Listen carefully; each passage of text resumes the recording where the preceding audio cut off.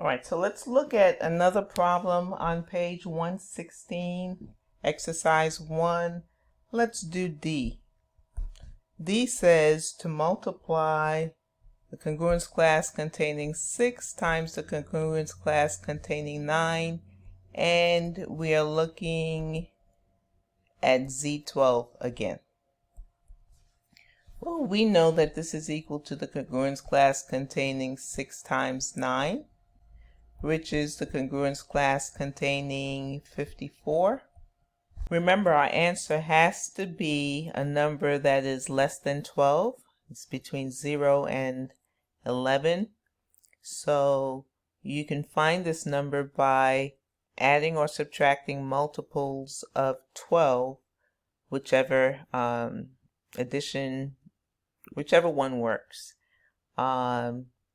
48 is a multiple of 12, so if I subtract 48 from 54, I end up with 6 as my answer.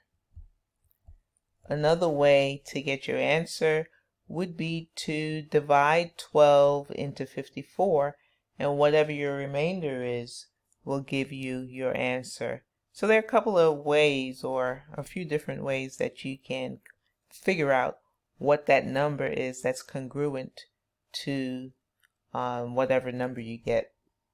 Let's see if we can do F. Well, we're going to use the order of operations here, and we're going to go on and add what's in parentheses. So we have the congruence class containing 5 times the congruence class containing 8 plus 1 gives us, we know that that's going to give us 9. This gives us the congruence class containing 5 times 9, which is just going to be 45. And again, I have to find a number that is between 0 and less than 12. It could be 0, 1, 2, 3, 4, 5, 6, 7, all the way up to 11. What's a multiple of 12 that I can add or subtract from 45 in order for me to get a number between 0 and 11? And that would be 36. When I subtract 36 from 45, I get 9. On page 115 in your text, it gives you some definitions of how to use powers and multiples when we're dealing with Z sub n. And as you might suspect, it's very similar to the way we do powers and multiples involving regular numbers. For example, the congruence class containing 2 raised to the 3rd power is just the congruence class containing 2 times the congruence class containing 2 times the congruence class containing 2. Well, that's just going to be the congruence class containing 2 to the 3rd power. So I said that in words, but pretty much what I said was that this is simply equal to this. Okay, and we can do that for any power. Similarly, 2 times the congruence class containing 4, that's simply the congruence class containing 4 plus 4, right? Okay, well that's just the congruence class containing 8, which is the congruence class containing 2 times 4. Okay?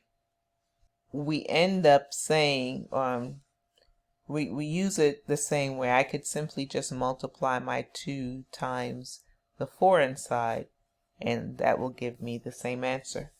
Having said that, I know that this is going to be equal to the congruence class containing 8 times the congruence class containing 81, plus this is going to give me the congruence class containing 8. When I multiply 8 times 81, or actually better yet, why don't I convert 81 into a smaller number? Okay, because 81 is kind of a large number. So if I subtract a multiple of 12 from 81 that can give me a number that is between 0 and 11, that would help me out. Well, if I subtract 72 from 89, that gives me, I'm sorry, from 81, that gives me 9. And I have this here. Another thing, I see a couple of things that I can do with this. I could either factor out the congruence class containing 8, or I could just go on and multiply this 8 times 9. So I end up with the congruence class containing 72 plus the congruence class containing 8. 72 is a multiple of 12. So I know that this is congruent to, that's equivalent to 0. 72 is equivalent to 0. Plus 8. I end up with the congruence class containing 8 as my answer.